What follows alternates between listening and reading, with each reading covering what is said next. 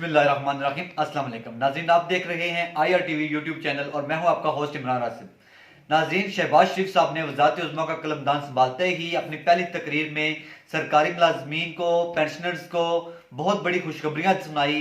उन्होंने कहा कि हमारे मुलाजमीन जो हैं, ये तनख्वाहदार तबका जो है, ये बड़ी मुश्किल से गुजारा कर रहा है और हम इनके लिए 10% तनख्वाह में इजाफे का ऐलान करते हैं। बड़े जोश और जज्बे के साथ उन्होंने ऐलान किया और साथ ही उन्होंने ये भी कहा कि जो हमारे बुजुर्ग पेंशनर्स हैं, तनख्वाहदार तबका तो फिर अपना निजाम चला रहा है, जो बुजुर्ग पेंशनर्स हैं इनकी पेंशन में इजाफा नहीं हुआ तो हम इनकी पेंशन में भी 10% इजाफा कर रहे हैं। और हमारे जो मजदूर भाई हैं, इनकी माहाना उजरत को हम बढ़ाकर 25,000 कर रहे हैं। तो इस हवाले से हुकूमत का आज उल्टा बयान आ गया। हमारे सरकारी मुलाजमीन भाइयों को बुरी खबरें सुनने को मिल गई।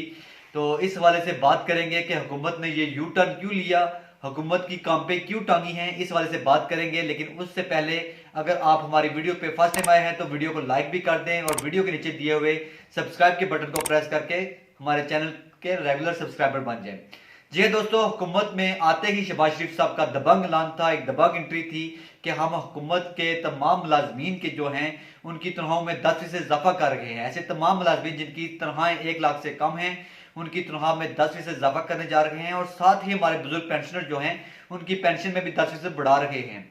तो आज ही मुफ्ता इस्माइल साहब ने उनके इस बयान की वजाहत की है कि शहबाज शरीफ साहब का ये जो बयान था, ये हमारे सरकारी मुलाजमीन भाइयों के लिए नहीं था, बल्कि ये बयान तो उन्होंने आजरों के लिए, सरमायादारों के लिए, हमारे इंडस्ट्रियलिस्ट जो हैं उनके लिए, हमारे जो मुख्तलिफ प्राइवेट तौर पर जो कारोबार करने वाले हैं, ये उनके लिए था कि आप लोग, मुझसे एक रिक्वेस्ट की जाती है कि आप जो आपके मुलाजम हैं फैक्ट्रियों में, कंपनियों में, मिलों में, आप उनकी तनख्वाह में 10% इजाफा कर दें।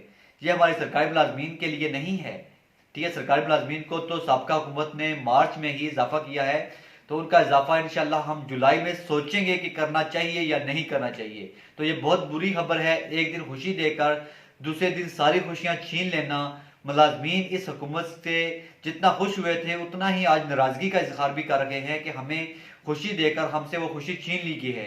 तो हमारे जो बुजुर्ग पेंशनर्स हैं उनके लिए ये बताता चलूं कि आपकी पेंशन में इजाफा बरकरार है, क्योंकि हुकूमत ने सरकारी मुलाजमीन की तनख्वाहों में तो इजाफा किया था लेकिन पेंशन में इजाफा नहीं किया था। तो मुफ्ता इस्माइल साहब ने इस वाले से जो वजाहत दी है कि पेंशनर्स की पेंशन में इजाफा बरकरार रहेगा, आपकी पेंशन में 10% इजाफा 1 अप्रैल से लगेगा।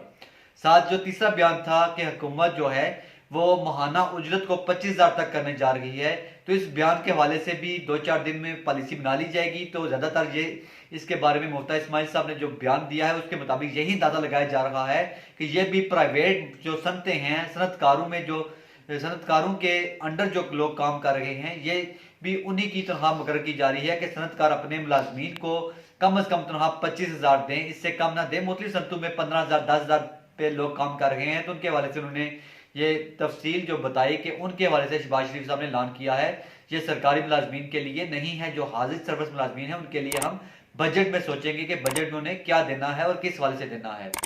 तो उम्मीद करता हूं कि इस वीडियो से आपकी क्लैरिफिकेशन हो चुकी होगी। इंशाल्लाह फिर मुलाकात होगी एक नई वीडियो के साथ, तब तक के लिए इजाजत दीजिए। अल्लाह हाफिज।